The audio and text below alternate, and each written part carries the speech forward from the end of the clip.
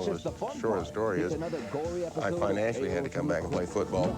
If the off-field commotion he caused lasted an entire career, his most emphatic on-field statement could perhaps be narrowed to a single postseason after the strike year in 1982. This had been the moment I'd been waiting for since I was a kid in grade school, I guess. And I think I seized the moment, and I went and I told Joe Bugle that I wanted the football. And he said, well, don't tell me. He said, go in and tell the old man. So I went and I told Coach Gibbs. I said, Joe, you've given me the ball a lot, but I said, you just got to trust me. I think he kind of knew this was his chance to go to a Super Bowl. This was his chance to do something great. And he kind of came to me before it all started and said, hey, I want the ball. What followed was 610 yards rushing in just 4 games, including 166 in the Super Bowl win over Miami. Amongst his 38 carries that day, arguably the single most important one of his career. I remember feeling the pressure that it's 4th and 1. We got to have this play, and I knew, as well as everybody in the stadium, as well as every Miami Dolphin, knew what we were going to do.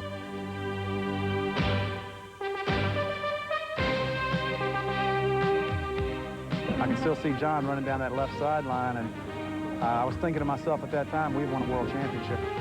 He has always been unpredictable, sometimes outrageous. But for John Riggins, one thing has been wholly consistent. The way he has lived his life is just like the way he once ran the football, both hard and fast. True to Riggo's character, his selection for presenter was against the grain, Commissioner Paul Tagliabue. Why? Says Riggo with a huge smile. Well, he was a Redskins season ticket holder. Let's bury the hatchet with the commissioner's office. And it's kind of like somebody that's been arrested and then they get thrown in jail. And then they can't afford an attorney, so one's appointed for him by the court. Here's the commissioner. Thank you. Whenever John Riggins was handed the ball and smashed his way past the line of scrimmage, the voices of teammates, fans, and broadcasters seemed to rise as one. He could go all the way. Riggins could go all the way. Today, as we see you, John, sitting there alongside Lem Barney, John Mackey, and Al Davis, we can say with them, Riggins has gone all the way.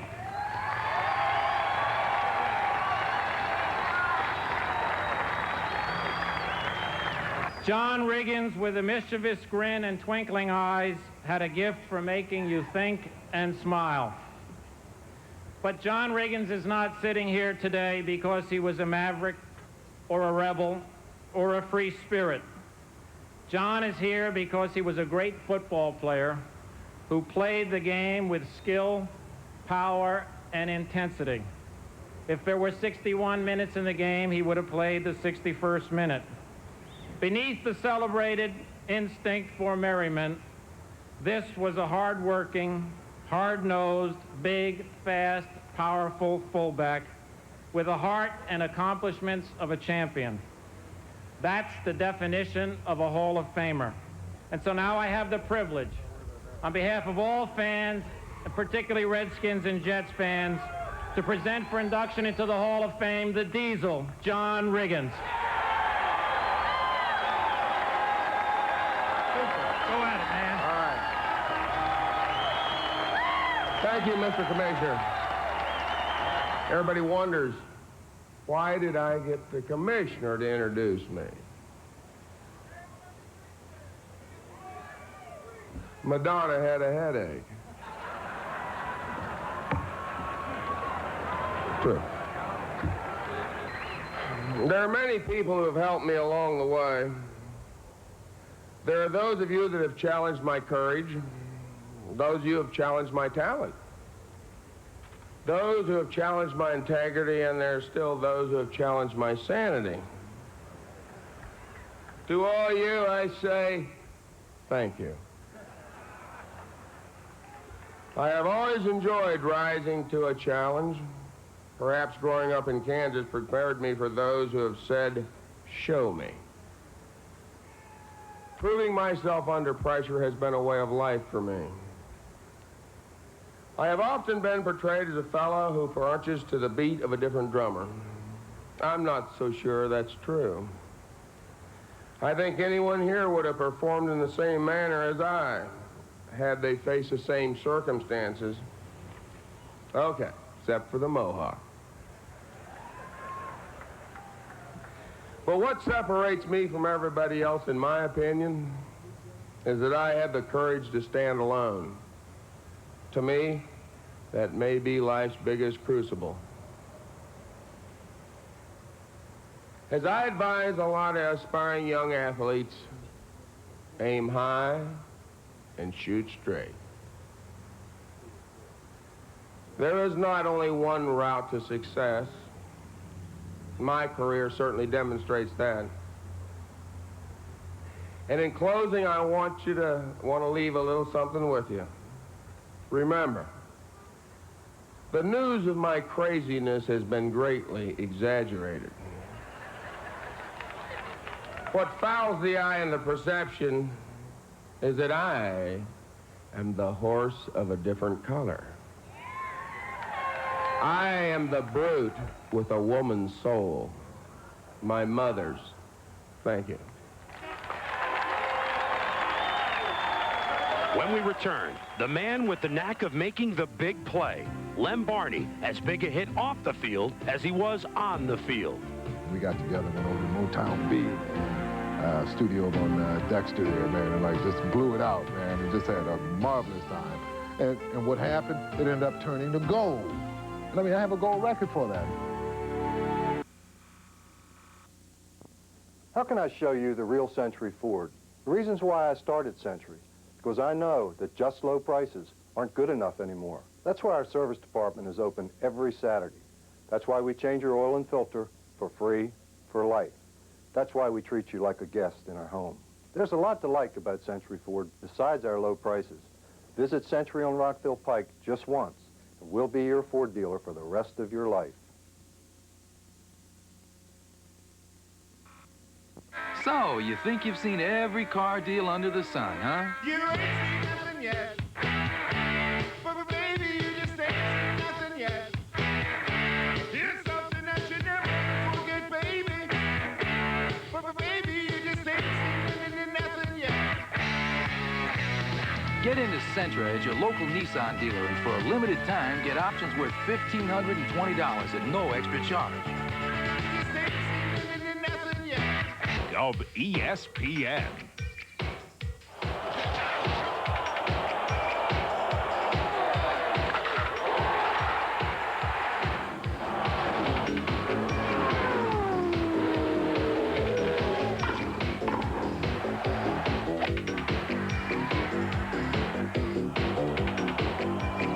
Sizzling sports in August on ESPN.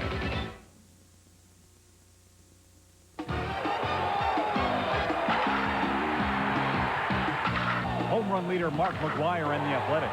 Slugger Juan Gonzalez and the Rangers. A power-packed edition of ESPN Monday Night Baseball.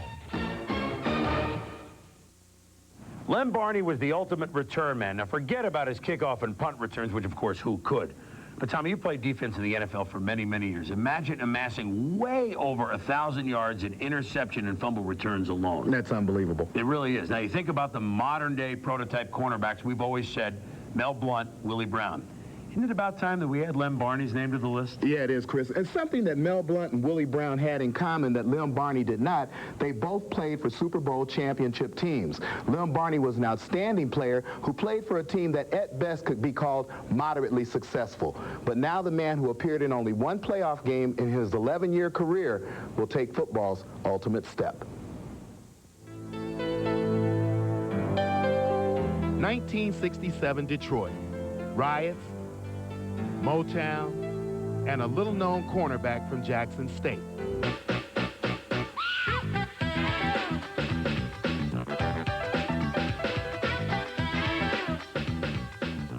Lem Barney's rookie year.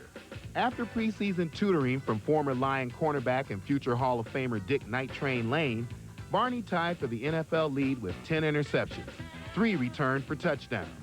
He was named to the Pro Bowl.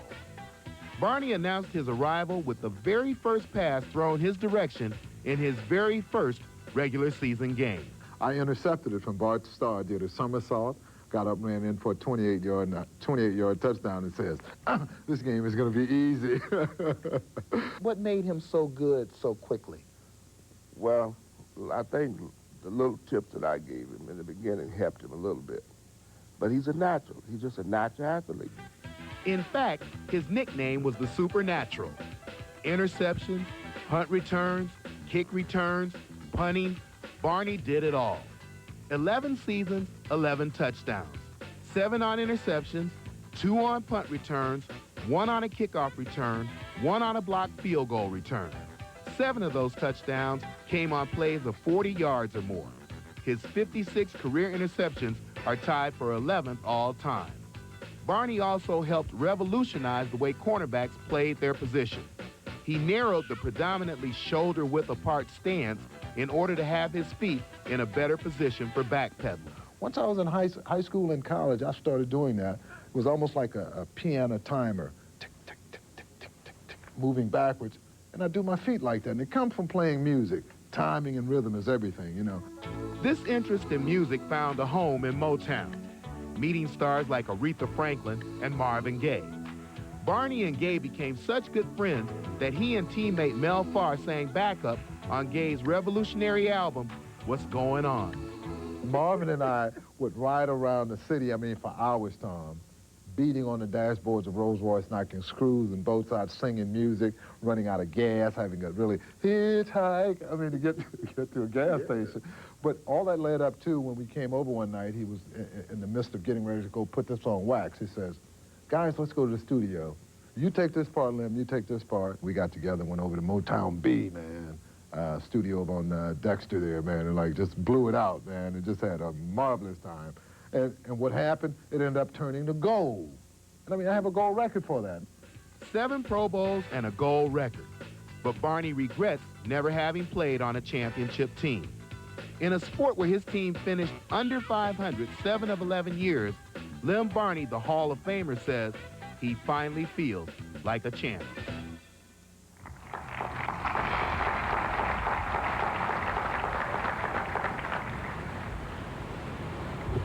Crying towel, just in case I need it. For once in a lifetime, a man knows a moment, one wonderful moment, when fate takes his hands. I won't finish.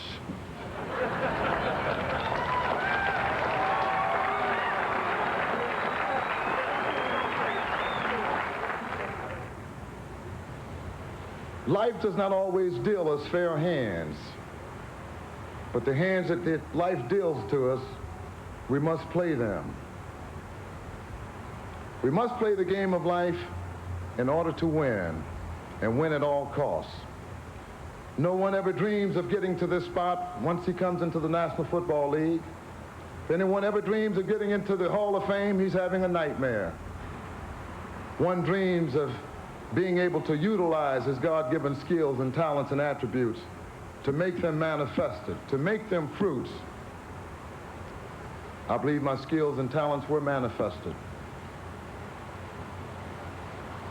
Football, for me, for 20 years, was a way of life. I enjoyed it. I whistled while I worked. And at every opportunity I had, I tried to promote victories and wins. Life has been good for me. And if I died tonight, I wouldn't die blue, because I've experienced some great things in life. I thank you very much. God bless you, and I love you.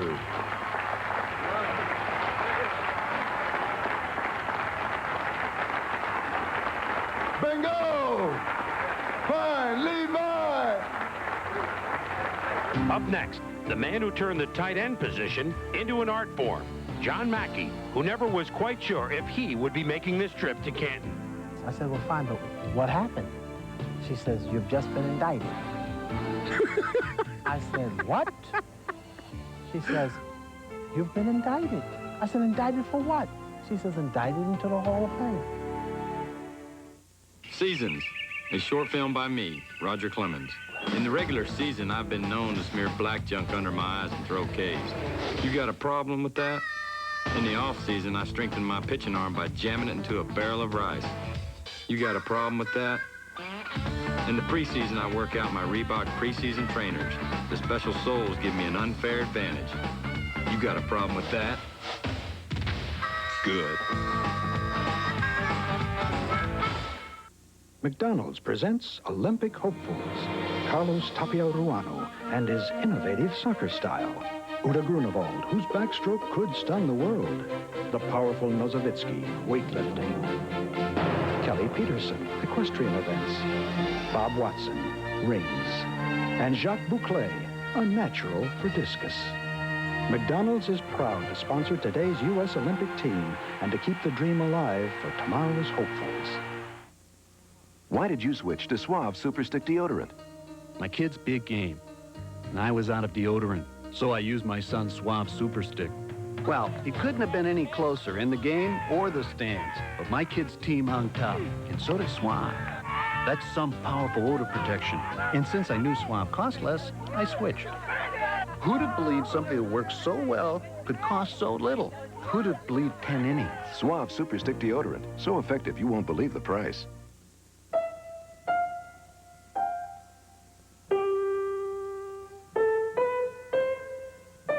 United Airlines.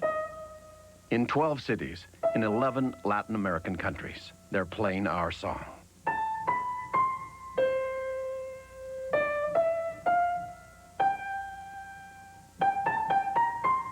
Come fly the airline that's uniting the world. Come fly the friendly skies. Yo, Charles Mann, where's a Super Bowl winner on Sunday nights? In your face. ESPN is the one network where great sports are always in your face.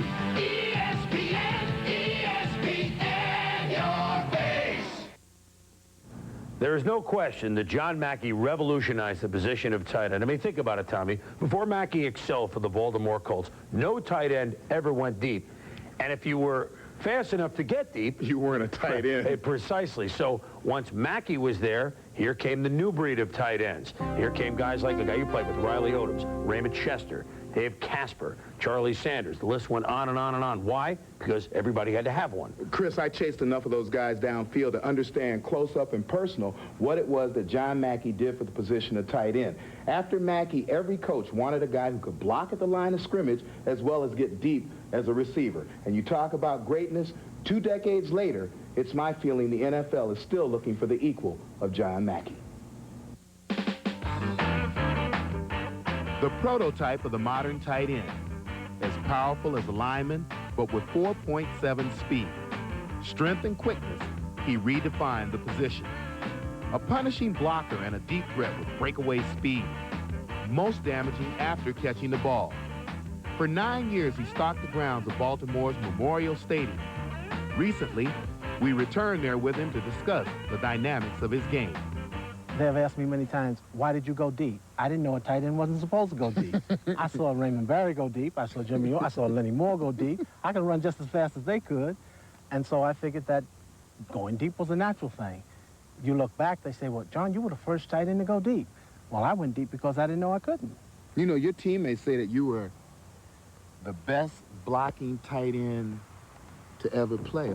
Did that contribute to your attitude downfield? Because when I remember watching you play, I remember this guy running over 6, 7, 8 guys, bowling them over, going down the field. I sit there with my dad, I was like, whoa. Was that the contributing factor? I think it was, because I was a blocker before I was a pass receiver, and I never really was a halfback. I believe that whenever you catch the ball and you're running, rather than to let someone attack you, you should attack them. So if I saw you coming to make the tackle, I tried to attack you. And a lot of times what happens is that, you know, the defender is surprised. It's caught off guard because they're so used to someone absorbing the punishment. I always tried to dish it out. And I think that probably because I learned how to block before I learned how to become a pass receiver, I'd never thought of it like that, but that's interesting. That probably had a lot to do with. 10 seasons, 5 Pro Bowls.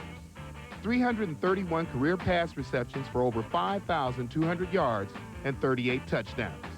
not overwhelmingly impressive statistics. Yet because of the intangibles in his game, Mackey in 1969 was voted by a special sports writers poll as the best tight end in the first 50 years of the NFL. But for the first 14 years of his eligibility, the sports writers that make up the Hall of Fame selection committee denied him entrance. There have been many that have said that they thought because of my union activities that might have delayed me in getting into the Hall of Fame. I don't know if that's true or not, and never really researched to try and figure it out. I just think that things happen at the right time. I know that because it was delayed, I've received thousands of letters asking why. The only disappointment is that probably after August 1st, no one will call again. But Mackey's union activities were no laughing matter to the owners. As the first president of the NFL Players Association, he organized a preseason strike in 1970. Disgusted with the owners' arrogance, he walked out in the middle of their second meeting. And my attorney told me that, he says, you can't leave. And I said, why? He said, because they're the most powerful guys in this country and they're going to ruin you. And I was too young to even believe that. Ruin me, what can they do? How are they going to stop me? They don't play linebacker. No way in the world. So I walked. And that's how it started. It continued in 1972, with Mackey's name on the lawsuit that successfully, although temporarily, overturned the rule which made free agency near impossible. He goes into the Hall as a pioneer on and off the field, and with the free agency battle still in the courts. Do you feel it's ironic that you are being inducted into the Hall at the very moment that Freeman McNeil finds himself in a position where he's in court with the NFL? Well, I think that just happened. I mean, they couldn't plan that one. Because if I believe that they planned that, boy, they better than I think. Unlike Johnny Unitas, I never had the honor of throwing to John Mackey. I never had the honor of playing football with John Mackey or even playing against John Mackey. I met him in a union hall. He was, as Jim pointed out, the president of the National Football League Players Union. When Pete Rozelle and Al Davis were getting ready to merge the National Football League and the American Football League, John and I were merging the American and National Football League Players Union. But I started off speaking to all the player reps of the AFL and the NFL, and John Mackey didn't say a word, didn't talk for the longest time. Finally, he just said a very few words, and with those few words, he motivated and inspired and moved men from one position to another position, which is the ultimate example of leadership in our society. I finally, after the meeting was over, said, John, why didn't you speak longer? He said, Jack, my papa taught me to learn to listen. He said, if you listen, you'll be the smartest man in the room. You'll know what you know. Besides that, you'll know what other people know. You'll be the smartest man in the room. Mackey was the smartest man in the room. He was the smartest player on the team, maybe other than Johnny Unitas and Coach Shula. I really believe that it's a mistake to call John Mackey a rebel. He wasn't a rebel. He was a catalyst. He was not rebellious. He was a leader. I want to give you not only a great football player, not only a great family man, but I want to give you a great American, the personification of Dr. King's dream, the great John Mackey of the Baltimore Colts, the next enshrinee of the 1992 class.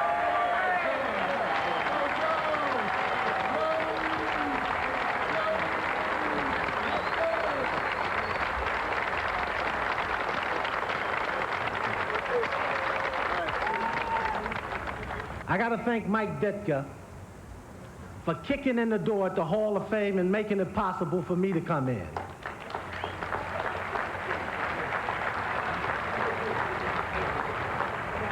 I'm going to stand in the door until the rest of the tight ends get in. There are a lot of people I need to thank. I'll start with my father, Reverend Walter Mackey. He used to say to me when I was in high school, he'd say, son, I know you scored a touchdown, but where are your feet? I had no idea what he was talking about. I want him to know he's 87 years old. He couldn't be here today, but I know he's watching. I want to tell him first I love him, and second, I know where my feet are. I keep them placed on the ground so I keep my head out of the clouds. My mother passed. Her name was Ma Mack. We call her Ma Mack. And Ma Mack had a white dress she was going to wear when I would be inducted into the Hall of Fame. I know she's watching today, and I want to tell her, baby, I love you, And I did exactly what she told me the day that she signed so I could start playing football my sophomore year in high school. She signed a little note to take back to school, and she told me, just be the best football player that you can be. And I've always tried, Mom, to be the best that I could be. I have always been a team player. I'd like to thank the National Football League Players Association for electing me president in 1970 and having enough faith and backing me all the way. I love them for that.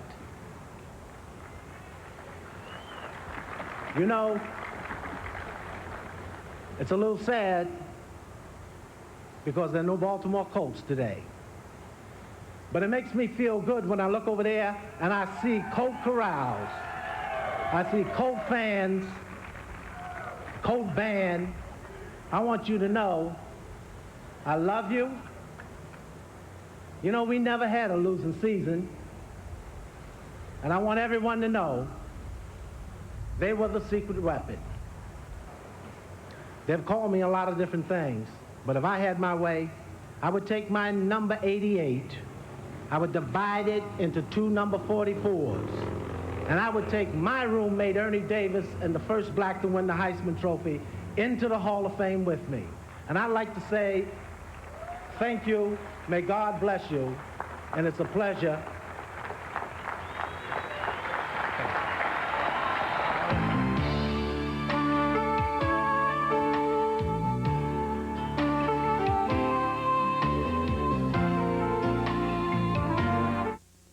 Great things happen when you put on a uniform.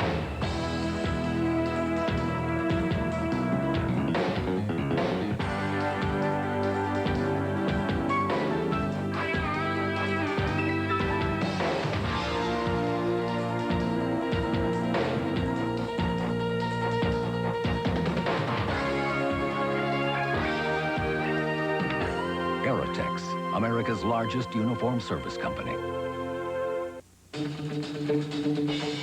Why get an inferior shave when you could have the best? Why choose ordinary lubrication when you could have the richest? Why settle for average protection against razor irritation when you could have the most advanced, giving you the closest shave with less irritation? Edge Gel. Ultimate closeness. Ultimate comfort. That's the Edge. July 1992. Oldsmobile goes further than any other car company to redefine quality. Further than the lab, further than the test track. The Oldsmobile Achieva went 100,000 miles against Honda Accord and Toyota Camry in a real-world test. Independent test results prove Achieva outperformed Accord and Camry in total cost, which includes maintenance, repair, and operating costs. Achieva, quality redefined. From the company that went far enough to prove it. Oldsmobile, the power of intelligent engineering. 22 Jam City, and I'm the mayor. Yo, fellas, how about a game of hoops? Hey, what? With you? No, with your mama. Mom? This guy was good, but he was all dribble. Say what? Come on, man.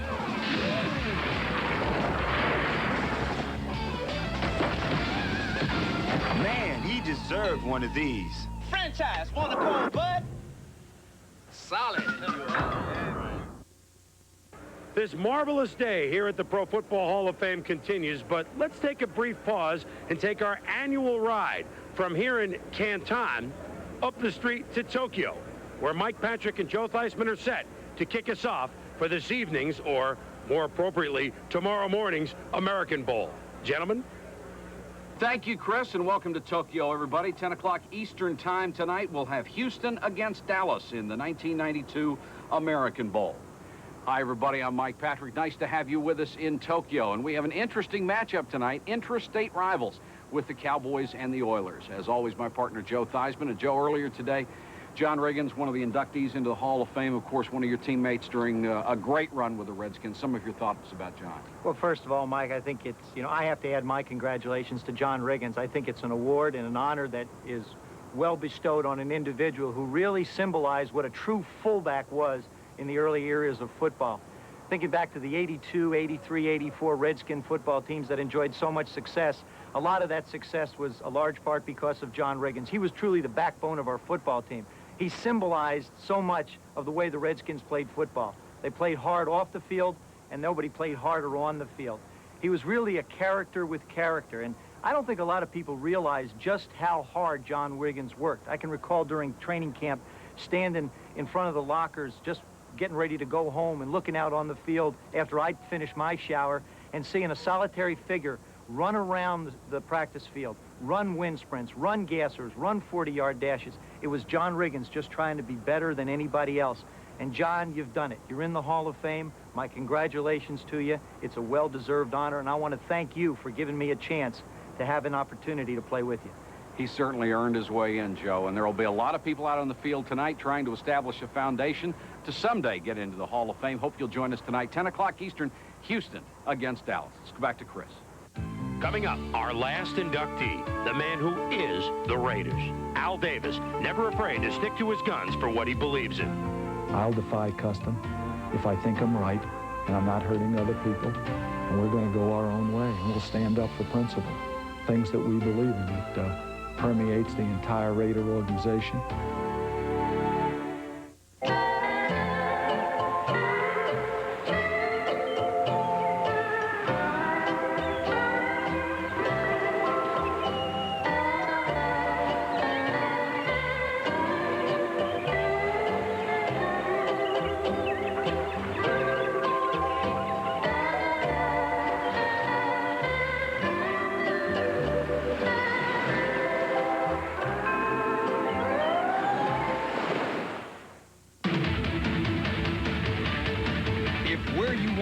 On a Kawasaki jet ski watercraft, then head to your nearest dealer for Kawasaki's sizzling summer deals.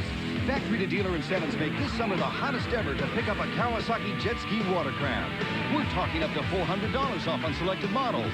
But you better hurry, as these special incentives are only good for a limited time. Call for the dealer nearest you and dive into the summer with your best deal on the water's best ride. Seasons, a short film by me, Rocket Ismail. For the regular season, my best moves are the stutter, the juke, and the get even and leave. He touches down. In the off-season, it's hype house moves like the flave, the crazy foot, and something I call make stuff up. In the preseason, I drop my dancing shoes and work out hard in my new Reebok preseason trainers. But without the preseason, there could be no victory dances in the fall.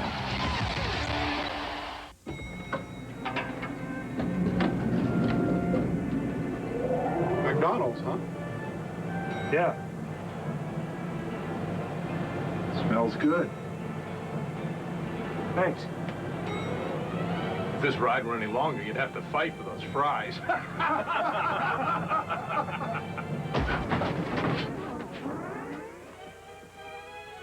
We're stuck.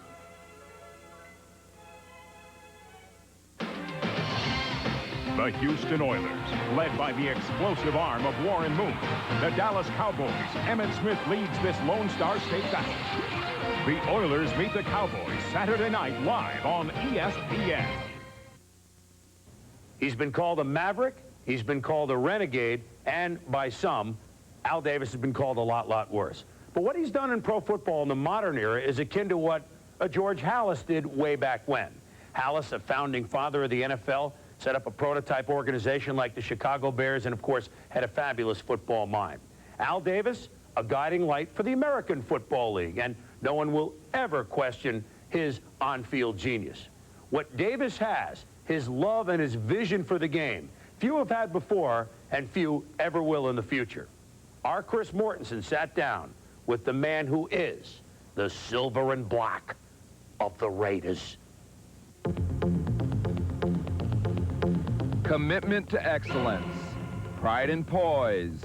These words have been a way of life for the Raiders and Al Davis, and as a .670 winning percentage and 3 Super Bowl titles prove, it's a winning way.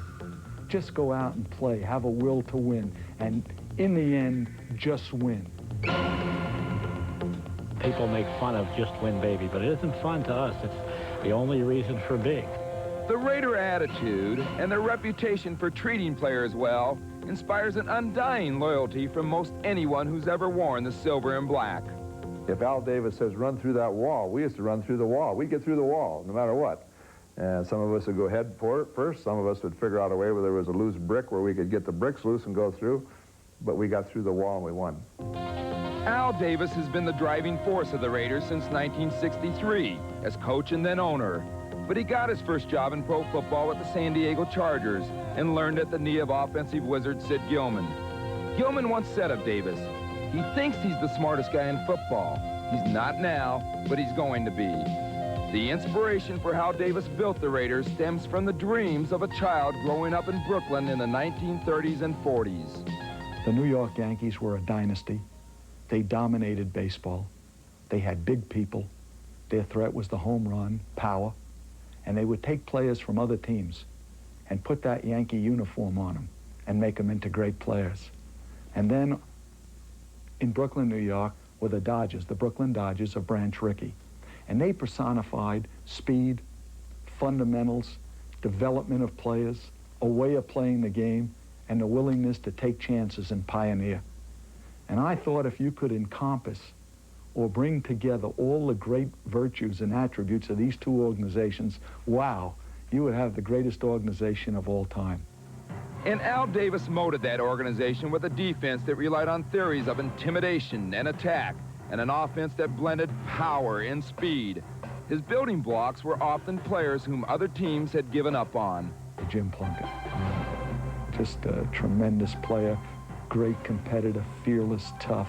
George Blanda, the greatest clutch player the game has ever seen. Certainly Ted Hendricks. There is no more charismatic, great player than Ted Hendricks. Hendricks and Blanda are two of the 7 Raiders to precede Al Davis into the Hall of Fame, and all 7 asked Davis to present them, as did Lance Allworth of the Chargers. And each year, as he stood on the steps of the hall, in front of the doors that wouldn't open for him, Davis had to wonder, when would it be his turn? Were you surprised that when you got the news that you had been elected finally? Well, you know, and I'm being candid, I've said many times that I thought it should have happened a long time ago. To come up as many times as he has and not go in, it takes a little sting. It gives you a little sting. It hurts a little bit. He wouldn't ever admit to that, but I'm going to say it. It hurts. It hurt us because he didn't go in. Davis has the track record of a rebel. As commissioner of the AFL, Davis stood in the way of the merger that other owners encouraged.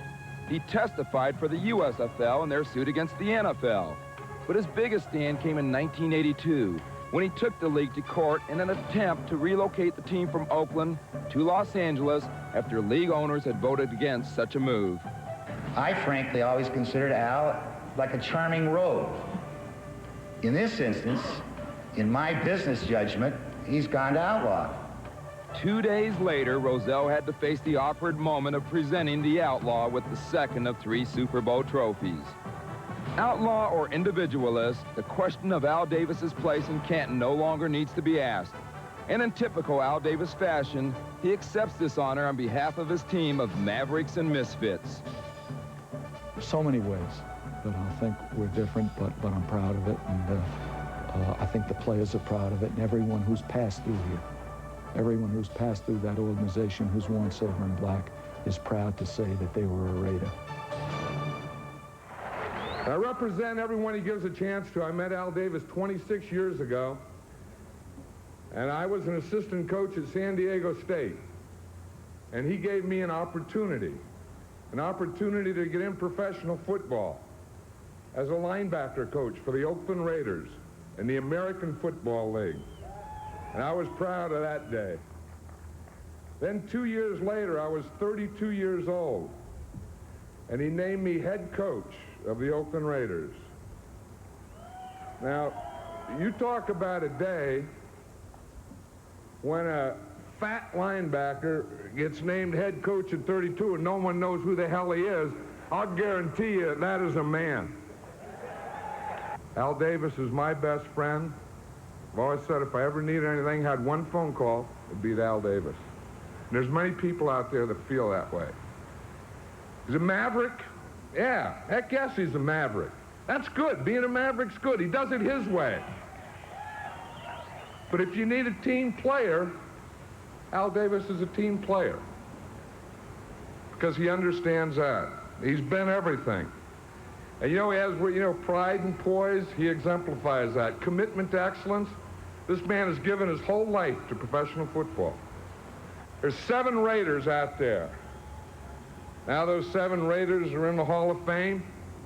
They need a scout, an assistant coach, and a head coach, and a commissioner, general manager, and an owner. And today, they get the best. And he walks down that stadium, crowd cheers, the public address announcer says simply, from the Raiders, Al Davis. He can't be denied. His dream today becomes a reality. Al Davis.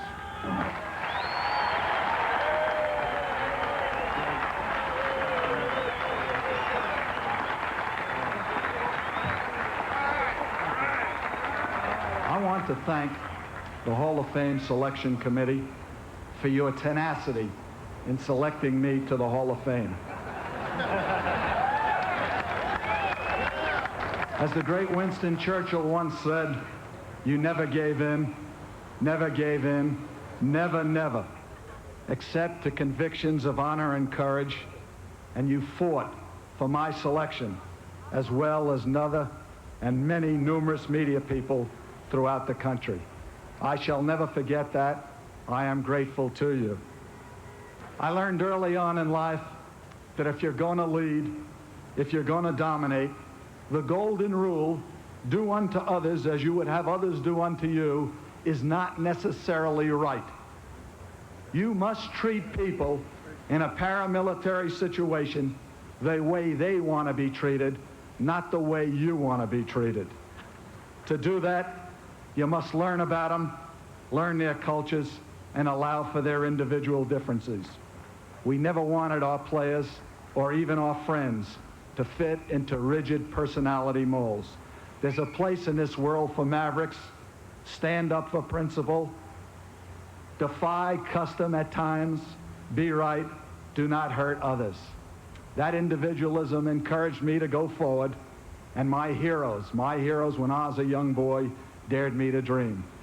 You know, it was in 1963 that it was on to Oakland. I was 33 years old. I was the head coach, general manager, and I can remember attack, pressure, the vertical game, the bump and run, just win, baby, dominate, commitment to excellence, the famed silver and black, pro football's dynamic organization, take what you want, pride and poise, and I could go on and on. The reborn players, the holy roller, the miracles of George Blanda, ghost to the post, the immaculate reception, but time doesn't allow it. You know, Raider football was always emotional.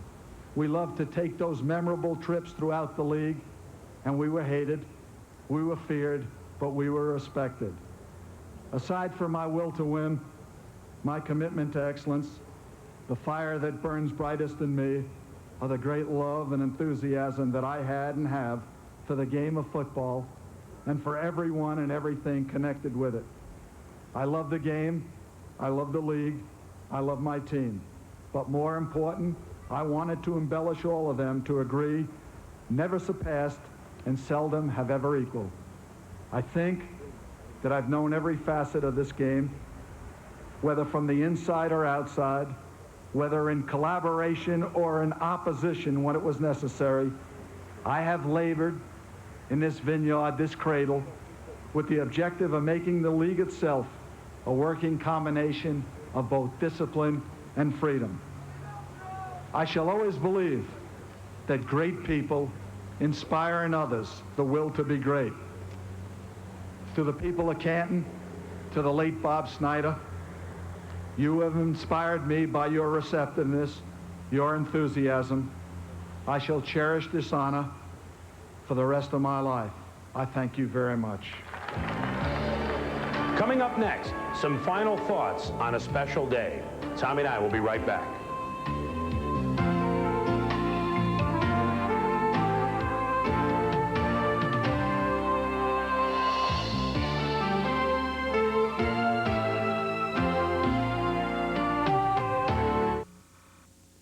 At Strayer College, your education is an investment that pays dividends for a lifetime. At Strayer College, our commitment to knowledge is reflected in our student body. At Strayer College, learning is a process that helps you achieve your goals. At Strayer College, technology is a tool that increases your capacity to learn. Strayer College can help you prepare for your future with day, evening, and weekend classes in accounting, business administration, and computer information systems. Call now for more details. Strayer College, achieving results. So, you think you've seen every car deal under the sun, huh? You ain't seen nothing yet. But baby, you just ain't seen nothing yet.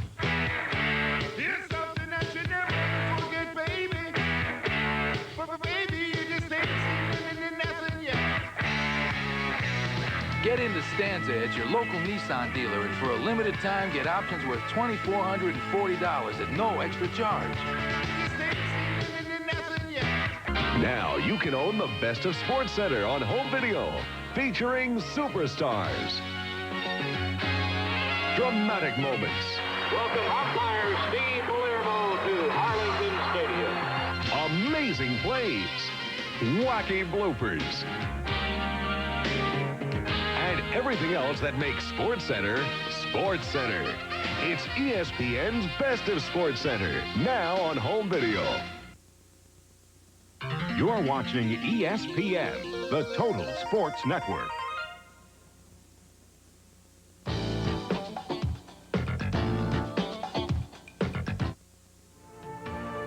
ESPN's presentation of the 1992 Pro Football Hall of Fame Enshrinement was brought to you by Aetna, a policy to do more. The class of 1992, Tommy, has been billed as the renegade class. Yet you listen to those 4 acceptance speeches out there. They weren't wild. They weren't talking about physical ability. They all were cerebral, maybe a lot more than we might have thought going in. I mean, think of Al Davis, and he talked about his relationship with players and the need for discipline, but the need to allow them their freedoms. And you think of John Mackey, who was talking about education and adjusting on and, more importantly, off the field all the way through life. Lem Barney, his speech and song was all about love. And John Riggins talked about aiming very high, but shooting very straight. So really, these guys were talking more mental than physical. Well, Chris, all 4 of the enshrinees are very unique individuals. And what I've noticed was the somberness of tone in the speeches by the 4 inductees. Even John Riggins, who was known as one of the most mischievous and playful guys to ever come through the NFL. And the other thing I'd like to give our viewers a flavor for that you can't see looking at the podium, and that is in the case of Al Davis. He had lots of players and coaches and administrators whose lives he's touched along the way come back today to pay homage to him in Canton, Ohio, and that's the biggest tribute you can pay to anyone. No question, Tommy, and it reminds me of a story. We talked about it late last season. We were at a Monday night game. The Raiders were playing. About a half hour before the game, the team was running off to go in the locker room to get their final instructions from Coach Archell and their staff, and Al turned to me and says, you know what I love about football more than anything else, Chris? Players. I love players. Well, his players love him, and we saw that today. And on the day that Al Davis finally took his place here at the Pro Football Hall of Fame, he went in with 3 of the best players who ever set foot on the football field. Hall of Fame weekend continues here on ESPN. Tomorrow it's baseball, 6 Eastern time, an hour from Cooperstown. Tom Seaver, Raleigh Fingers, a couple of good players in their own right in that sport. Football from Tokyo in a half hour, Houston against Dallas. They said it in Barcelona, Tommy. We might as well say it right here in Canton. Let the games begin. The season is underway, and we can't wait. Thanks for watching this very special day in Canton, Ohio. For Tom Jackson and all of us here at ESPN, I'm Chris Berman. See you this season.